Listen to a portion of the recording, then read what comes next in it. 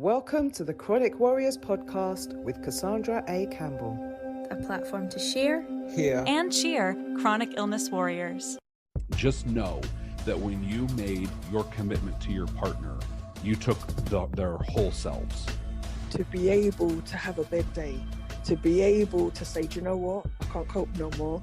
I am a chronic warrior because every day I wake up and I'm so glad to still be here.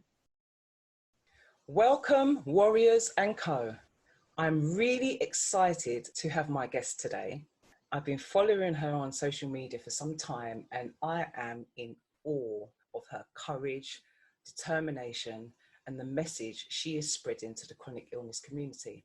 I can't wait for you to hear all about it. So, without further ado, Sandie, welcome and thanks for joining me.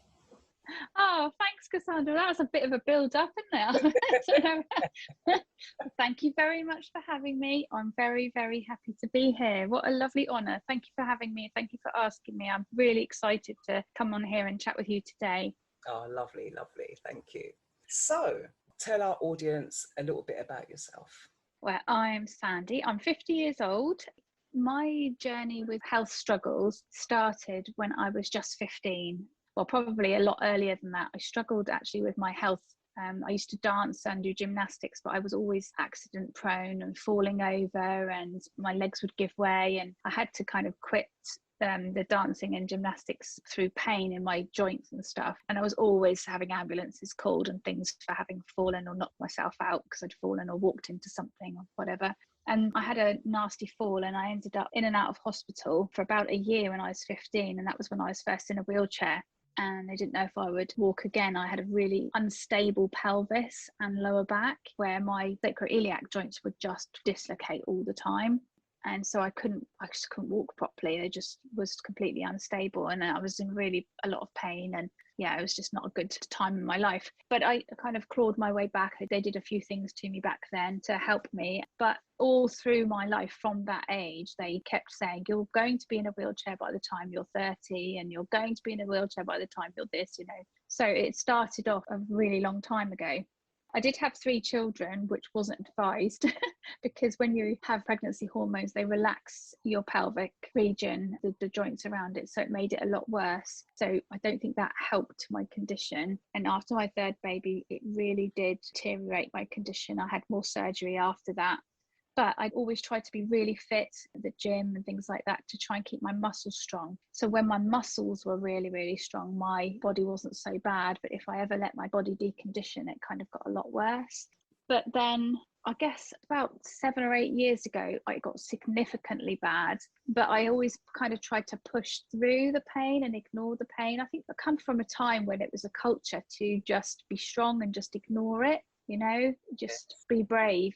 And I think I come from a background of hard workers. I worked from the age of 12 was when I got my first job, and I worked as a chambermaid in a hotel. So, you know, cleaning toilets and making beds and getting up at 5 o'clock in the morning. So I've always worked really hard. So it drilled into me that you just work unless you cannot. But my version of can't is unless you're literally crawling on the floor and you can't stand up or you've passed out, not you're just feeling unwell. So my scale is different to other people's. So I pushed my body so hard that I just went too far, I think. And then I started noticing that I was having really strange neurological symptoms. And they did some scans and thought I had MS actually, because there was some lesions in the brain, but the symptoms weren't quite in line with MS. I had like strange lagging with my movement. So I'd go to move and my legs would not respond. They kind of follow after, as if I was going to get out of the car. My top half of my body would move and my bottom half wouldn't. I'd have to go, oh, I have to think about it. Okay, legs now move, and that kind of thing. It was really odd. But then by the time they'd figured out that they didn't think it probably was MS, I'd got better. It was kind of, I'd got better by myself. And I was like, right, well, I need to get back to work now, you know, crack on. And I just moved on, really. Then life changed, got divorced, went through quite a bit of difficulty emotionally, mentally with moving and all of that kind of thing, like people do with divorce. Became single parent, you know, single earner and all of that, stress and everything. And then met my husband that I'm with now, and we got married and things like that. But I was working in a new job, really, really stressful. I was managing people's healthcare, also delivering low-level CBT, but it was incredibly stressful. I got very sick 3 times in a row with viruses, and I also had a lot of pain in my joints, my shoulder, my neck, my lower back, as well as these viruses. And I didn't really have time to recover. And then in that particular job, we weren't paid for time off either. So I just kept going in when I was sick. And one day I was at work and I just collapsed with what looked like a stroke. My face dropped, my right side went, I couldn't use it. And the paramedics were called and they thought it was a stroke, and I was admitted with what was thought was a stroke. And then when I got into hospital and they did all the tests and everything, it turned out I'd not had an actual stroke that, you'd class as a stroke, the layman's terms. Yeah. It was a functional stroke. So although the symptoms were the same, the cause wasn't the same. My brain was shutting down because it was a software issue rather than a hardware issue. So basically, where I'd put my body under so much strain, I liken it to when someone's body goes into a coma to protect it. Okay. Then you hear so many times on films and things that someone's in a coma, but there's no reason for them to be in a coma anymore, and you're just waiting for them to wake up. The doctors don't know when that's going to happen, but the body is just in a coma because it's shut down, because it was damaged, and now they're just waiting for that body to wake back up. It's a bit like that, but it's a different physical response. So my brain shut my body down because it couldn't cope with the strain I was putting it under. So it's like a self-defense mechanism. So if you don't look after your body's going to force you to stop doing what is causing it physical harm. Yes. So by me not listening to it and carrying on working, stress, I was having all the signs, because I was having to walk with a stick. I was having dizziness so bad that I couldn't walk in a straight line. I was having to hold the walls. It was like the floor was falling out from underneath me as I was walking along. I was having all these neurological symptoms that were saying to me, enough, you need to rest, you stop working, take some time off. I had a really bad chest infection at the time and I was still working. I couldn't even have a phone call conversation without gasping for breath. And I was just pushing myself too hard. And that's when they said about FND, which is the condition that I'm diagnosed with now, which is functional neurological disorder. And that's an umbrella term. It's not an end diagnosis, really. It's just a diagnosis that they give you when there isn't a specific one to kind of stick you with. It just means that you have a neurological disorder that isn't structural or through disease, but your brain is misfiring, it's functionally incorrect. So it means for me that the neural pathways don't work correctly anymore. And everybody's brain creates these incorrect neural pathways when we're stressed. It's a natural occurrence. That's what happens in everyone's brain. But when certain things align, a bit like a train going down a track, it gets to those crisscross pathways. And if a button is pressed, it jumps tracks and goes down the opposite, the trackway. Yeah. And in FND, if you have a trigger and you happen to be at one of those pathways, it will jump tracks and it will go down the wrong way and it goes onto the wrong pathway. And the brain thinks that's the right way to go. And that's what's happened with me, unfortunately. It's really interesting because when you first started talking about symptoms that you had from young, and it sounded very similar to hypermobility spectrum disorder, Ehlers-Danlos syndrome, but I know that that's not what you've been diagnosed with, but there were some very similar symptoms. I think that there's talk now that I may have some hypermobility, because as I've gone on the last 2.5 years now, I'm having much more instability in all different areas of my body, my hands, my ribs, knees, hips, things like that, because my muscular strength has gone so much downhill where I haven't been able to move because of FND. My muscles haven't been able to hold my body together as well. So in physio for my FND and different things, they've now been saying, well, have you ever been diagnosed with hypermobility? And I've been, no, well, I've never talked to anyone about that. But there is talk that it may be something that I've had since birth. And my daughter is very likely to have EDS, actually. She's waiting on getting some tests done. So it's a possibility that I'm just an undiagnosed person with some hypermobility disorder, something.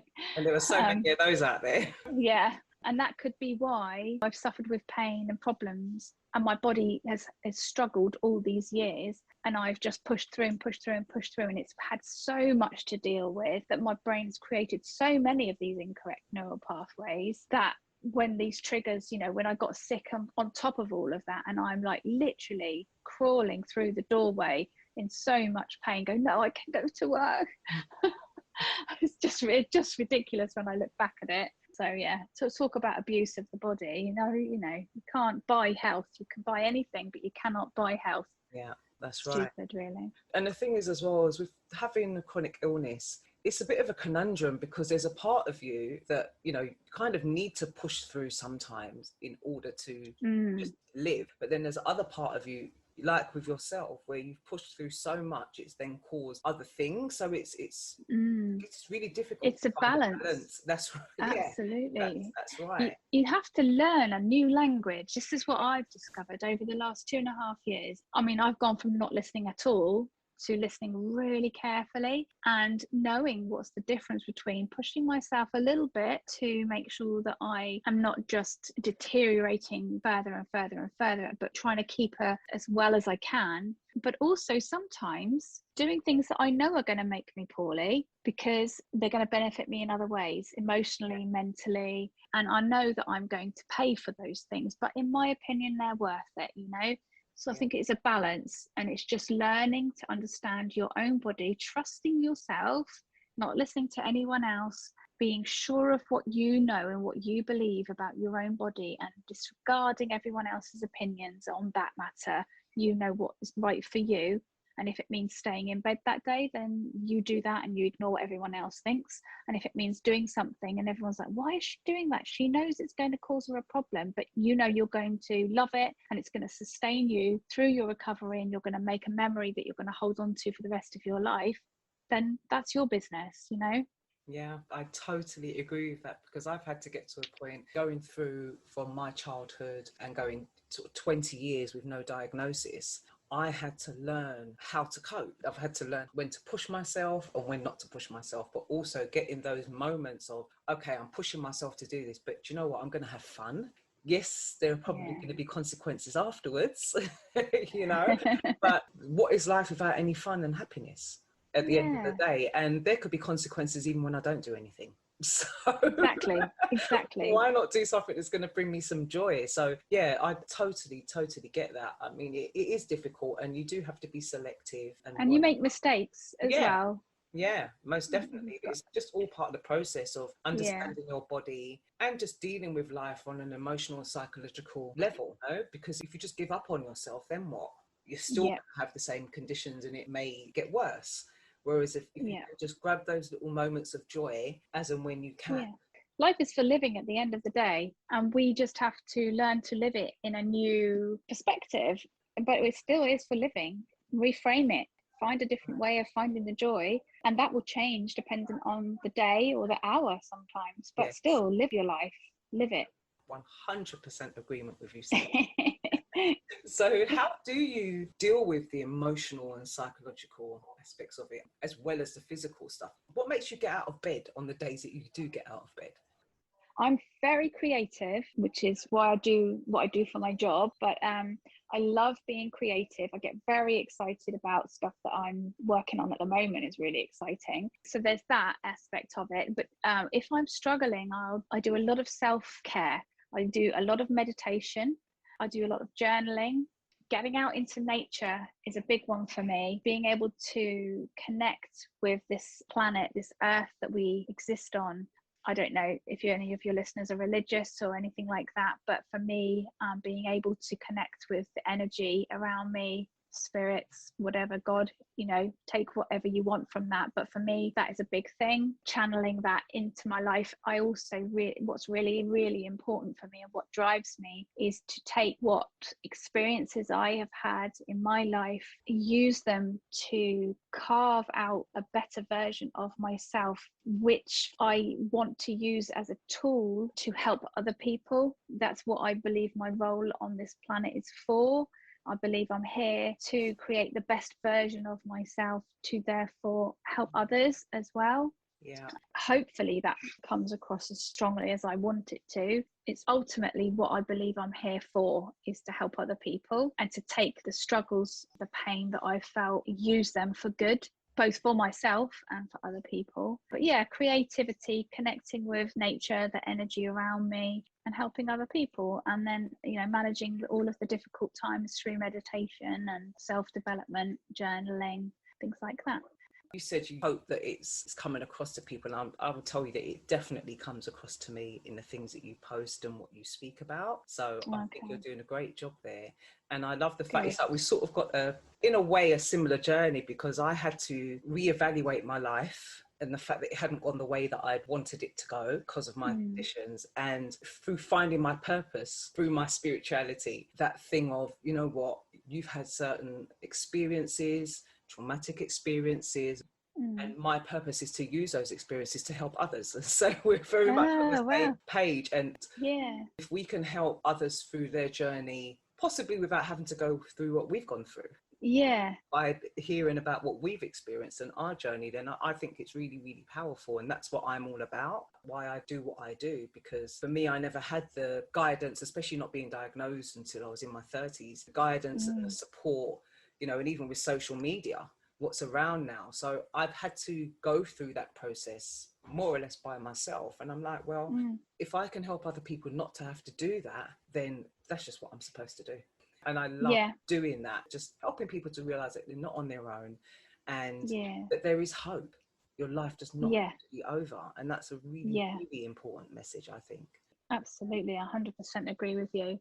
And it can feel like that as well, can't it? I think there's a big difference between being born with a disability or a chronic illness and growing through with that and having something happen to you. Yes. Or being diagnosed later in life. I think there's a whole grieving process. There's a shock. There's a real difference. I truly feel you have so much on top of all of the fight with the medical gaslighting that you've got, the fight to be believed, the fight to access treatments and things. So if you're born disabled or you're born with a chronic illness and you access support from day one, yes, you will have your own challenges. So they're going to be different challenges. So I do think the challenges will be different. And I think that when you come at something later in life, it's hard because you've had something and it's been taken away. There's this real sense of loss that you have to come to terms with. And once you've come to terms with it, it's kind of like going through the whole 7 stages of grief, isn't it? And once you've gone through that and you look back and you think, actually, from personal experience, I prefer my life now to what it was before, because what I've learned along the way and the journey that I've been on has created a life that I'm happier in now. I wouldn't want to go back to the life I was before. I was working myself to death, literally. I wasn't as self-aware because I wasn't forced to do the self-development work I've had to do to accept this condition that I've got. I hadn't done 2 years of therapy. I wasn't the person I am now, and I love this person I am now. So the only thing I'd change about my situation now is the world around me, not me. Do you know what I mean? Yeah, I think that's wonderful, because I think people do find it difficult to let go of what once was, but you have to recreate yourself. Yeah, rebirth, isn't it? Yeah, definitely. And find an alternative way, and you can actually be happier. And going through that, because again, for myself, receiving counselling, studying counselling, that was a really big part of my process to get into where I am now in regards to acceptance. Okay, and acceptance doesn't mean for me anyway that I've given up on myself, and that I'm not trying to improve my health, or I still have some hope that there will be what's the word I'm looking for, a cure. But just not sort of being stagnant waiting for that to happen. You're not sat there waiting. You've not arrived at acceptance and sat down on the floor and said, right, I'm not moving from here, this is where I'm at. It's not a destination, is it? It's just a stop on the journey. Exactly. Totally. So tell us a bit about your entrepreneurship. In the past, I've had several businesses. I used to be a writer of personal history, so I'd go and interview people and write their stories and make them into books and things like that. So I loved that. And then before, I've also had a brand and marketing business. I've co-owned that, and I loved that as well. As part of that, I used to go around giving presentations about branding and marketing, but I was also, I guess, going around talking about the realities of being a business owner and stuff like that. And I really, really enjoy doing that part of it. So recently I've started to think, okay, I've got these skills, what can I do with my skills that I've got? I have my Instagram account that I run as a business.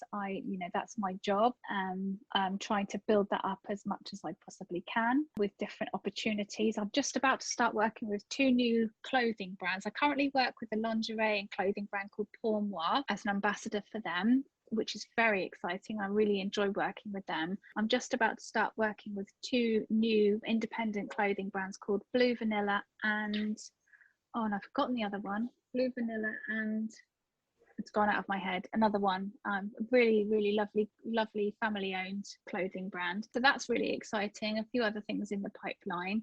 I'm just finished working on a paid campaign that is big one that's just about to go live for Motability Scheme, the car Motability Scheme. I'm super excited about that because they wanted to go with, I pitched and they went for a really big 4-part miniseries on TikTok, which tells the story about what the freedom of having my car means to me. So it's a 4-part miniseries on TikTok. So I'm really excited about that. It's kind of like not a 15-second, they're almost a minute long, all of them. It tells a story, part 1, part 2, part 3, part 4. And it's really sweet, the ending. When that comes out, I'll have to let you know. It's really exciting. Yeah, me too. I look forward to that. And the thing is, Motability, it's a saviour for so many people. I know it definitely is for me. And Marcy and I wrote in our book, it's not a luxury having a car. It really is. It's essential. And without a car, and I've been there, it's like I'm more or less housebound. Honestly, I cried when I got my car. And this is the first, I've had it for, 6 months now, 5 months, with hand controls. And I had to learn how to drive it with hand controls, but that was it. I was like out all the time. And the freedom, I honestly, it's not unusual for me to just be out and just well up with tears because of the happiness and joy it brings me to be able to just go where I want, when I want. People do not appreciate the impact that losing that freedom can have on a person. So when you're given that back, whether that means, you're driving yourself or you're given a car through the Motability Scheme for somebody else to take you, it's just incredible. We still pay for it. These things are not free. People think you're given a car for free. I know. It's not the case at all. We still pay for it. It's quite a chunk of money as well, a month. It's a lot of money that I pay that a month I have to pay out for. However, it's absolutely worth it. Hopefully, when you watch the TikToks series, you'll see how much it means. I've shown it to my mum and she cried. So what does that say? I think that's good. She thought it was a good one. But yeah, it was an easy one for me to do because it means so much to me. It really was an authentic piece. But yeah, so that's really exciting. And I hope to be able to do much more disability related content because everything I do, I try to, my niche, if you like, is confidence with a disability and a chronic illness. A human being, but with those challenges. If you fall into that area, whether you want to be, if you don't have a chronic illness or a disability, but you want to become more aware of it, then fantastic. I think that's amazing. I think that's where I want to kind of focus my content, what I do there. But alongside of that, I've just started to, it's nearly finished actually, build my website. And I'm going to be pushing some things on there, which is my services as a speaker. So I can come to your venue and talk about the challenges of being a disabled person, but also my journey from being somebody who used to be, used to lecture in entrepreneurship. That was what I used as a university lecturer, right the way through to a business owner and becoming disabled and what I do now. So I'm happy to talk about that sort of thing. So schools and businesses, I could do that. But I'm also going to be creating some merchandise to sell via the website as well as doing a blog. So I'm hoping that that's going to generate some income for me as well. But it's also an outlet for my creativity, which, I talked about earlier. It's really, really important for me to be able to just have some outlet, something for me to just create and just make beautiful stuff. I love it. Well, it sounds like you've got a lot going on, Sandie. But it all sounds really great. I'm looking forward to seeing it all materialise. I'm tired just talking about it now. I've said all that. Need a rest. It sounds fantastic. If it's something that helps you to keep going, and we do need those things to drive us, it's really important we have that, because I think when I've had nothing driving me, I've never had nothing actually, because even if it was just down to my son, that made me get out of bed every day. So I've always had something Oh. driving me, but you know, having something for ourselves that keeps us going and feeling like we have a purpose and that we add value to the world. I think Yeah. that's so important when you're in a situation with a chronic illness that impacts your life. It's really, really important to feel that you have that value. I think taking what you just said there and just making that, just broadening that out a little bit, I think when you become first diagnosed or when things get bad, when you're in a flare, for example, there is a sense that your world shrinks, metaphorically as well as really. Yeah. So yes, you can be in your bed for days, weeks, months at a time. So yes, your world really has shrunk to just that one bedroom, but also metaphorically, you lose sight of the grander scheme. You lose sight of what's going on in the world, what's important in the world, what's important in the long term, what your longer term goals and ideas and plans for the future are. And all that you can think of is what's for dinner. And things grow out of proportion. So I always notice when I'm struggling and my world shrinks down like that, I will react out of proportion. So if something tiny goes wrong, it becomes so much more of a big deal to me, because if you look at a pie chart, that tiny thing takes up a massive part of my world. So I recognize that I've reacted. I'm like, oh, this is an alarm call to me. This means that my world has shrunk. Okay, so I need to do something about it. And what I've done in the past is I've had people bring my computer to me or whatever, and I've started making plans. Okay, what am I going to do when I'm out of this flare? Or what am I going to do when I feel a bit well enough to get out of bed? And it might be something completely unrealistic, like what if I was backpacking around the world, or like what if I won the lottery? What would I build? What would my dream house be? And I might like start looking at architecture or, you know, completely unrealistic things, but something to take me out of that tiny world. And that tends to help me just get my sense of proportion back and start thinking about the future rather than just where I'm at that one place. Start thinking about life outside of where I am in that moment. Yeah, it's really important, and it comes back to self-awareness, emotional awareness, and how important that is. Because I found, you know, when I was younger, I thought I was just this angry person, and it was only by going through a process I realised, and also having counselling and going to a pain management clinic, which is like a residential thing, it helped me to realise, actually, you're not just an angry person for no reason. You're living with pain every single day, and on top of that, you don't even know what it is. And having that understanding and monitoring my reactions to things, how I react to things and when and what is going on for me at that moment in time, and going through that process of reflection, I found very, very important for me. Because, yeah, we can have those days where we feel a little bit more sensitive than other days. And that can depend on what's happening with our body and how we're thinking about our body and how we're thinking about our lives. So I totally hear where you're coming from on that. It's really, really important. I mean, for me, everybody needs to go through a process of self-development anyway, whether you've got a chronic illness or not. I think, you know, that's just how I think about life in general. It'd be good if it was taught in schools, wouldn't it? How to do that. Yeah, and I used to do that. I first started out working with young people, and I used to run a youth organisation where I would go into schools and other establishments and do emotional awareness workshops to get the young people to understand what is going on for them. And those are the things that are needed, and those kind of life skills are needed to navigate through life. But you don't have that, and if you don't have parents that teach you that, and as parents you might not even know it yourself. No, oh, absolutely not. No. You know, and then you get to situations in life and you don't know how to handle it. So I really agree with you. As I said, I used to go into schools and really try to push for schools. You need this workshop. Your students need this. But unfortunately, the priority is always going to be academic results rather than life, mental health, emotional well-being, things like that. And for me, it should be part of the curriculum so that schools don't have to worry about having to pay somebody to come in and do a workshop. And I think the world would be so much a better place if these things were taught in schools. Yeah, from kindergarten age, like from the beginning. Absolutely. Most definitely. So, in regards to your business and all the many strands and threads that you have, you've got a lot going on there. Tell me, how did you come up with that name, and have you found your silver lining, or are you still searching?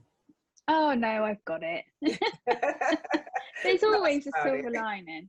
So it's just my personality type. I think I've always been known for it, but I don't think I'm one of those toxic positivity people. I don't always look on the bright side. I find that really frustrating and annoying when people do that all the time, because I think it's really important to acknowledge when bad stuff happens and sit with it and feel those negative emotions. I haven't always been like that. You know, there's been times where I've been pushed those negative emotions away myself, and, you know, even told other people, oh, for goodness sake, can you just cheer up? I've said that to people, and I've said, you've got nothing to feel sad about. And it makes me sort of sad that I was in a place where I wasn't as self-aware as I am now. And I have said those things to people. But we, as I said before, we all make mistakes, we all learn, and we all grow. And there's nothing I can do about that time. I just have to move forward and not do it anymore. So, you know, be gentle with yourself and just kind of don't do it anymore. But when I was looking for a name, I thought Searching for Silver Linings really talks about what I do, because I don't always find them. They're not always there, but I might always have that as an attitude for being positive. You know, when you said what gets me out of bed in the morning, I've had some really tough stuff happen to me since early childhood, things that people should never have to live through. To enable me to deal with that and cope with that, what I try and do is take the bad things and find ways to grow from them and become a better human being for the purpose of enriching myself for the betterment of my life and those around me. So that is my mantra or whatever, my purpose in life. And I kind of think that Searching for Silver Linings is the epitome of that. That kind of is the way of putting that in a sentence, and kind of says, I'm looking always for the best in life. And that's why I named it Search for Silver Linings. It goes against all your social media rules that it's meant to be less than 15 characters long and all of that and business. But that's what it is. And I've never, ever wanted to change it. I think it's a brilliant name. Thank you. I see on your page that a big part of what you're about is body confidence. Yes. Now that kind of came about by accident because I started off just talking about my journey of being chronically ill and, you know, not being able to get out of bed, and talking about my symptoms in the hope that no one else would feel alone like I did when I first started the account. So pain, struggles with sleep and doctors and all of that journey that you see a lot of chronic illness accounts will talk about. But then there came a time when I was trying to fit into the mold that society tells you should be when you're disabled or chronically ill, which is, you know, don't shine too bright, don't take up too much space, and for goodness sake, don't be sexy. And that just isn't me. And it didn't used to be me, you know. I was always a vibrant, sexy, cheeky woman, and suddenly I was trying to be this other version of myself, and it was just stifling. And I realised that I didn't actually have to be what society wanted me to be. I could just be what I wanted. It sounds really simple, doesn't it? Yeah, but it's important. Yeah, it just occurred to me, hang on a minute, I could just do what I like, actually. Stick two fingers up at the world and see what you like. So I wrote a series of poems, pieces, prose really, called The Goddess in the Shell. And I took a series of self-portraits, just black and white, unedited other than that they were black and white, pictures of myself on a journey from being an empty shell of a person through to being reborn as a goddess, if you like, and how I discovered myself. And it was a 5-part series, and I posted it on Instagram, and the response was absolutely incredible. The messages that I got of people, the hunger that came from other people saying, we need this, we need somebody, you know, personal, real deeply personal messages I got from people saying, this is my situation, this is how I feel, and you have given me hope, because if you can say this and you can do this, I'm not a lost cause. It was so humbling to read these messages and have these people reach out, and it made me think, this is needed more than me talking about, you know, this is the medication I've been given and it's given me this side effect, and I can do this and I feel passionate about it. And so that was kind of where I started to channel my energy down towards confidence in a wheelchair, confidence with a body that doesn't move the way it used to. It doesn't look the way it used to either. You know, I don't look disabled unless you see me in a wheelchair or you see me moving. Have you seen my videos where my face is doing muscle spasms, Cassandra? Yes, I have, yeah. Okay, so they're very visible. When that happens, obviously I'm noticeably disabled, and or that's a noticeable thing that says, hang on, this person is different. Yeah. Or if I'm having muscle spasms in the rest of my body. But generally, if I'm just sat in a chair at a restaurant or whatever, I'm privileged that I can get away with passing, if you like. So I recognize that I have that privilege. So I try and make sure that I use my voice to uplift other people, to use my voice as a disabled woman to amplify the voices of the disabled community. So I know that I'm not visibly disabled in the same way that a lot of other people are. So I'm going to use my voice to amplify those that are, to say, look, okay, to the non-disabled community, look, don't just follow me, follow this person, follow that person, look at this beautiful disabled body, that kind of thing. Yeah. And it's really, really powerful. Your voice is very, very powerful out there in social media as far as I'm concerned. And your posts, yeah, really powerful. Can you tell our audience just a little bit more of the things that you post so that when they go onto your page, they don't get a little bit of a shock? Well, often I might be in just underwear. Yeah. Stripping off my clothes. And that's really a brave thing that I did. It's a difficult one because, as I've already said, I'm 50 years old. It's not something I ever thought I would be doing. However, when I applied to be a Pour Moi ambassador, I did that because I couldn't find another 50-year-old woman in a wheelchair representing what I wanted to see. Right. I still want to wear underwear that makes me feel sexy. I still want to wear those things, but I couldn't see that represented in the media. I couldn't see it. It made me feel like I wasn't allowed to. Right.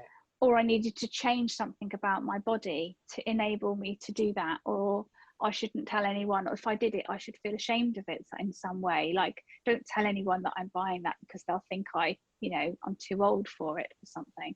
And that is just not the case. If I want to wear something slinky and saucy, then I should be able to. We don't get to a certain age and stop feeling a certain way.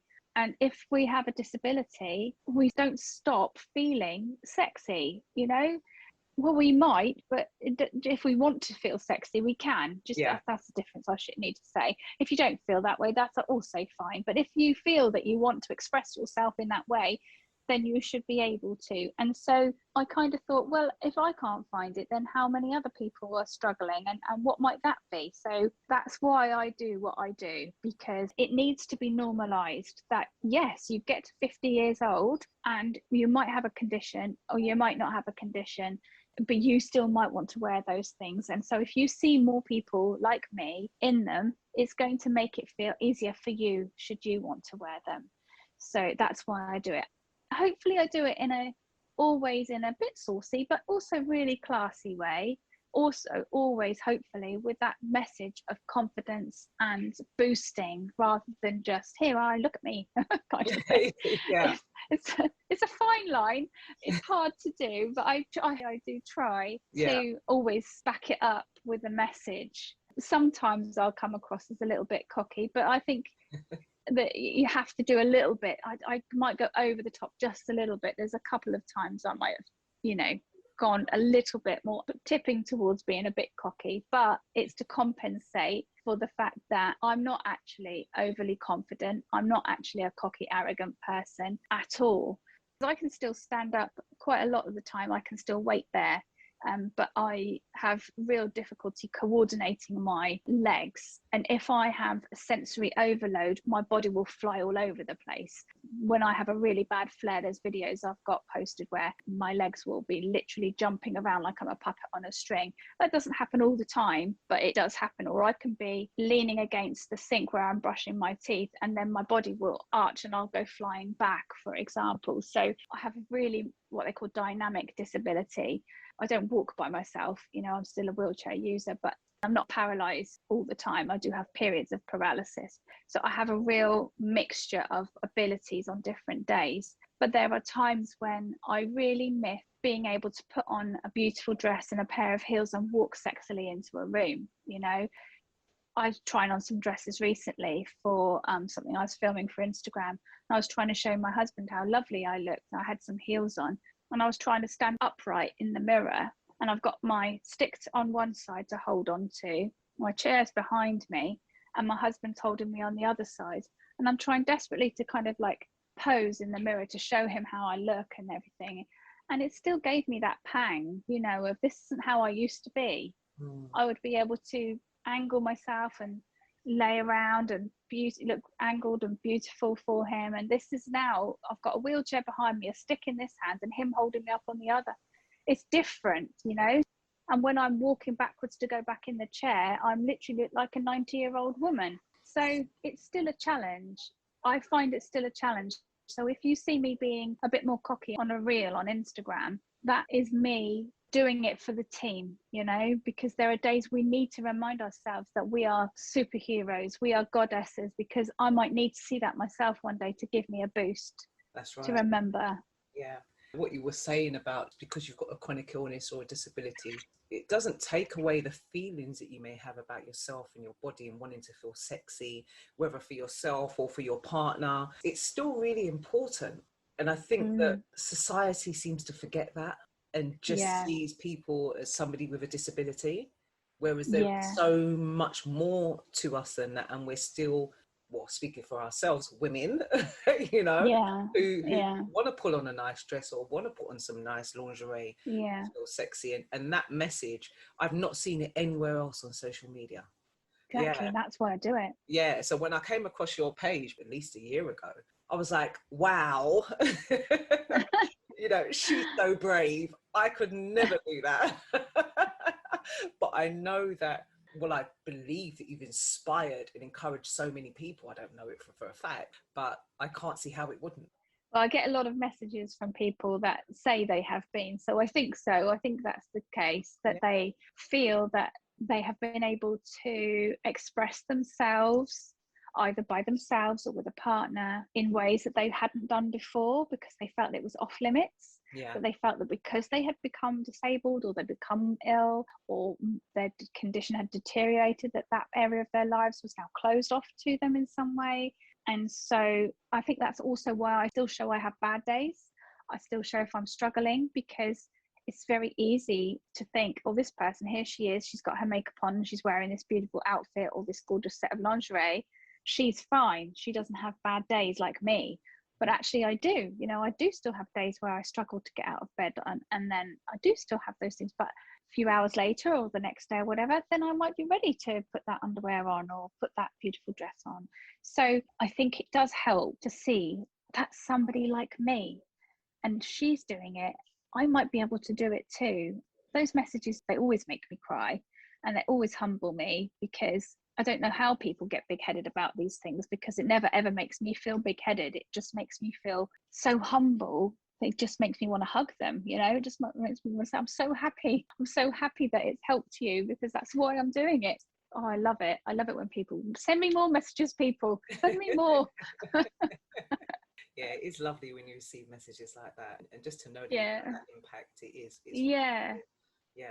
Lovely. I'm just so in awe of what you do. I just think it's brilliant. And just your whole perspective and how you deal with it, as well as you wanting to help others. It's what it's all about. And I know that that's not for everybody, but I do understand the satisfaction that you get from that, knowing that the horrible things that you might have been through, as well as the nice things that you can share with the world, can be used by somebody else to help. It's not for everybody at all. No. You know, not everybody agrees with what I do. Not everybody agrees with me talking about my life, and that's fine. They don't need to. It's not their life, is it? So everyone's entitled to their own opinion, and everyone can do with their own life of what they want to do. Feels right for me. This feels right for my journey. It makes me really happy. I feel very fulfilled doing the things that I do. With regards to, you know, the body confidence and the sexual confidence, encouraging people to not close that door on that part of their lives. just building it into their routine, I suppose, allowing space and time, resting enough so that they've got energy for that area of their lives. Being intimate with a partner, for example, requires energy that I never even factored in before. Yeah. It requires energy, not just time, but time to recover.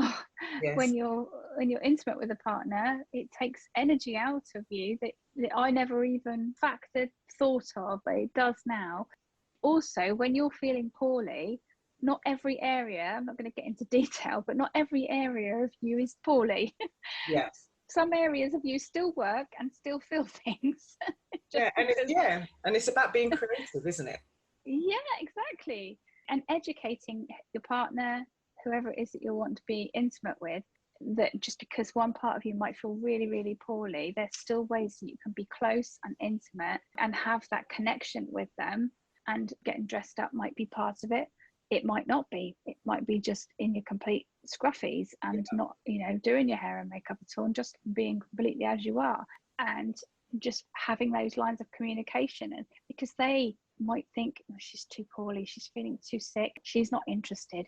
And that often, for me personally, isn't the case.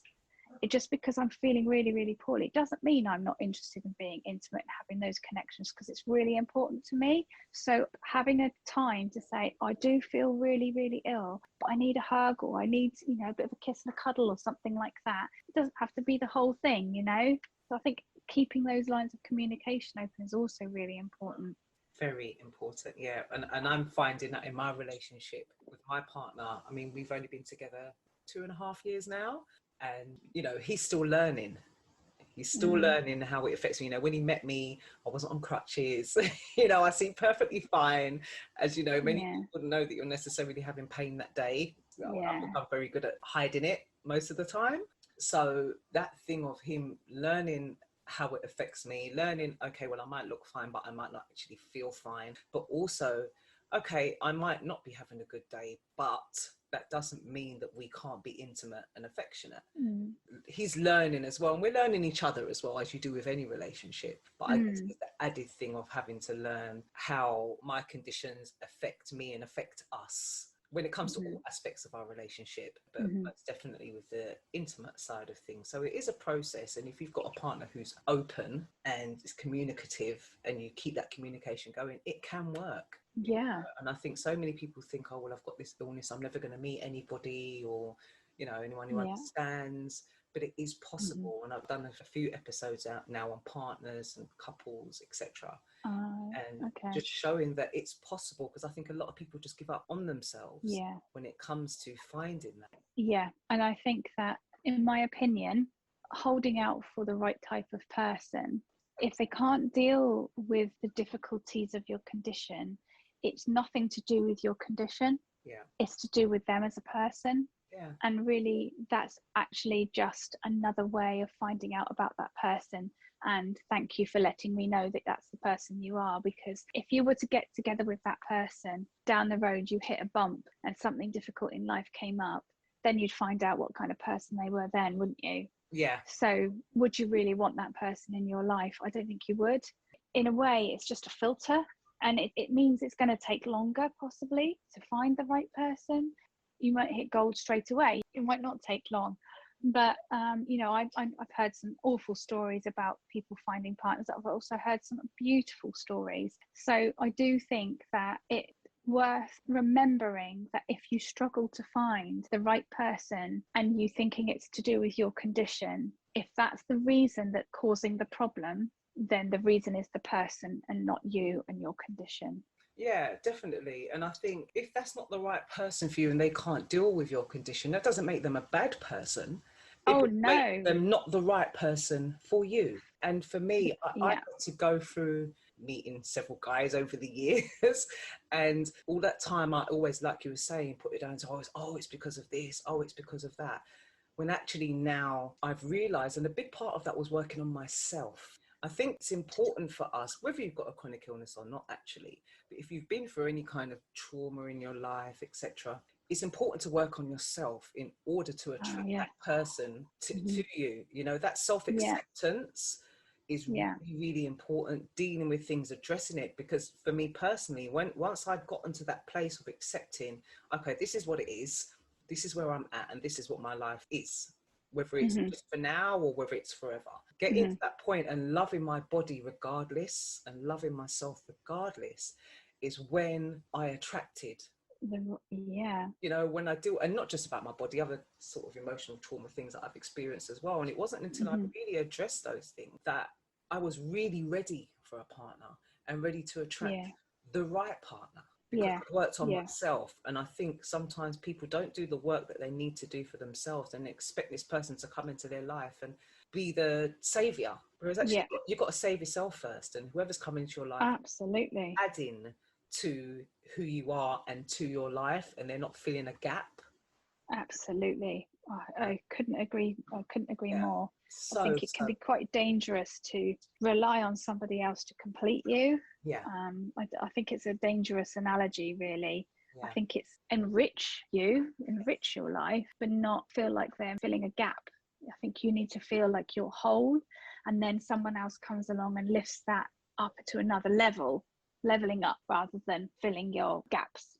Does that make sense? yeah, most definitely. And yeah, that message of that you can have love, you can have that person who will accept you, flaws and all, or whatever you want to call it. Yeah. It can happen, and it can be so wonderful and beautiful. And it's not to say that there aren't going to be any challenges, because that would just be a lie, because there are challenges in every relationship. Exactly. I mean, my husband and myself, we've grown stronger because of this, and it was really, really hard. We'd only been married 3 months when I collapsed, so it was not the newlywed life that we were expecting at all. It was a massive shock, and when I collapsed, I'd had a stroke basically, so I couldn't do anything for myself. And we were thrown into this, and we had zero support. That's the thing with FND, there's no pathway for care, so you'll just slip through the gaps, and there was no support. I had nobody at home, there was no carers coming in, there was no OT, there's no physio, there was literally nothing. So we were left alone to just cope by ourselves. There was a lot of mismanagement, unfortunately, as well, so he had to do everything for me, and that is a steep learning curve for anybody. But 2 and a bit years later, here we are. But I always think that he's got strengths and weaknesses, I've got strengths and weaknesses, and we fit around each other. It's like a dance. When he's strong and I'm weak, and then vice versa, when he struggles, I step in and I hold him. And it doesn't mean that he's a hero for being with me, because there are times I'm a hero for being with him. Yeah, exactly. It goes both ways. Yeah.